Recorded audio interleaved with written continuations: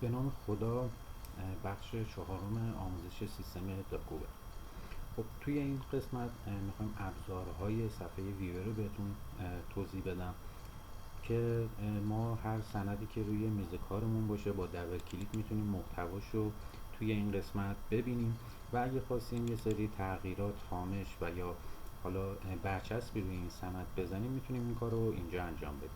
خب گزینه داک تعداد اسنادی که روی میز کارتون هست رو میتونید مشاهده کنید و هر سندی که میخواید رو اینجا میتونید ببینید با یا از این بالا میتونید سندهای بعدیتون رو مشاهده کنید. گزینه پیج تعداد صفحات شما رو به شما نمایش میده. هر سندتون هر تعداد صفحه‌ای که داشته باشه رو بهتون نمایش میده. خب ابزار دیگه گزینه ادیت داره که شما سندتون اگه قابل ویرایش باشه، مثلا ورد باشه، تو همون نرم افزار خودش که روی سیستمتون نصبه فایل رو براتون باز میکنه، میتونید تغییراتتون روش انجام بدید و ذخیره کنید. همونطور که من توی آموزش‌های قبلی هم نشون دادم، من یه فایل ورد رو باز کردم، تغییراتم روش انجام دادم، مجددا ذخیره کردم. تاکید میکنم فقط برای ورد نیست، هر سندی که شما قابل ویرایش بشه و نرم افزارش رو روی سیستمتون داشته باشید میتونید این کار رو انجام بدید. گزینه بعدی گزینه پرینت که شما میتونید سندتون رو پرینت بگیرید. اینجا دو تا گزینه داره، یکی پرینت خود داکیومنت که میتونید با حالا هامشی که داره ذخیره کنید پرینت بگیرید یا بدون هامش. گزینه پیج هم که داره، شما همون صفحه‌ای که داره بهتون نمایش میده رو میتونید پرینت بگیرید. خب گزینه شیر با ایمیل، شما میتونید سندتون رو از طریق ایمیل برای هر فردی که میخواید ارسال کنید. وقتی روی این گزینه کلیک بکنید این پنجره باز شه، ازتون میپرسه که با فرمت اصلی فرستاده شه یا با هامش و غیرهاش. وقتی اینجا گزینه شیر رو که بزنید این پنجره ایمیل براتون باز میشه و اون حکم رو تو قسمت اتچمنتش یا اون سند رو تو قسمت اتچمنت مشاهده میکنید و میتونید ارسال کنید. گزینه بعدی شو ایندکس انتریه که حالا اطلاعات سیستمی اسناد رو بهتون نشون میده. گزینه بعدی میاد اسنادتون تعداد صفحاتش رو به صورت ورق ورق بالا بهتون نشون میده و رو هر قسمتی که خواستید میتونید رو هر صفحه‌ای که خواستید کلیک کنید و صفحه رو بهتون نشون بده.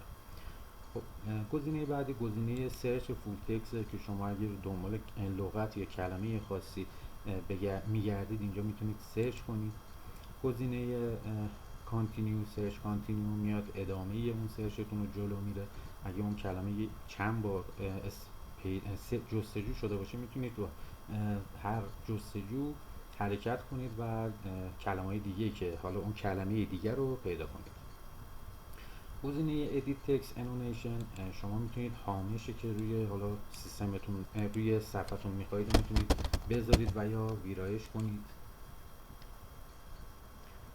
قسمت دانلود، شما میتونید داکیومنتتون یا صفحتون رو با همون اطلاعاتی که قبلا گفتم به صورت فرمت اصلی یا با هامش یا غیر هامش دانلود کنید.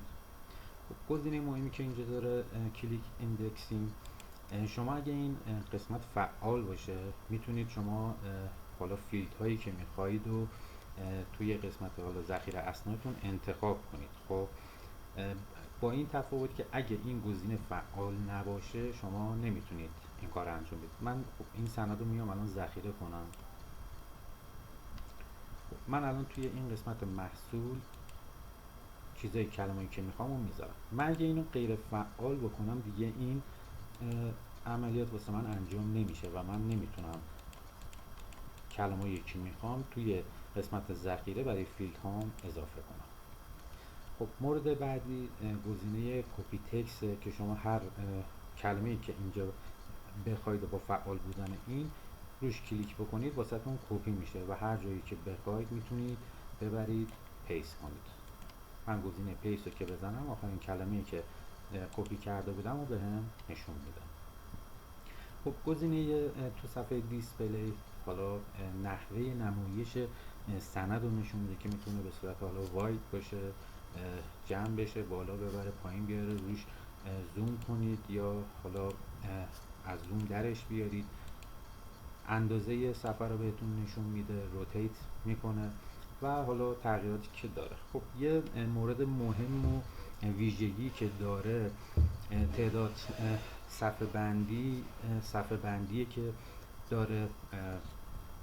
شما یعنی تغییراتی که روی صفحتون انجام میدید، حالا من میگم صفحه لایه بندیه که شما وقتی میاد تو سندتون تغییراتی انجام میدید توی لایه‌های متفاوت انجام میشه و اصل سند برای شما به صورت حالا اصلی میمونه، یعنی بدون تغییر میمونه و شما میتونید اصل سندتون رو جدا داشته باشید و تغییراتی که انجام دادید رو توی لایه‌های دیگه مشاهده کنید. خب گزینه استمپ داره که شما میتونید از این امضا توی فرماتون استفاده کنید، از این استمپ هایی که گذاشته شده. و در نهایت هم شما یه سری اشکال میتونید روی صفحتون بذارید یا یه دونه تکست روی صفحتون اگه میخواید برچسبی بزنید اضافه کنید. خب این عملیاتی که ما از طریق تولز قسمت ویور میتونیم اینجا مشاهده کنیم. یه گزینه دیگه هم هست که اگه شما سندتون کلیپ شده باشه با سند دیگه‌ای، توی این قسمت حالا جای این بازنشسته حکم یه شمارنده مثل همین واسهتون نمایش داده میشه که میاد سندایی که به هم کلیپ شده رو اینجا بهتون نشون میده که یعنی من روی سند اولم میخوام باشم صفحاتش رو ببینم یا روی سند دوم برم و صفحاتش رو ببینم. خب اینم آموزش قسمت تولز ویور.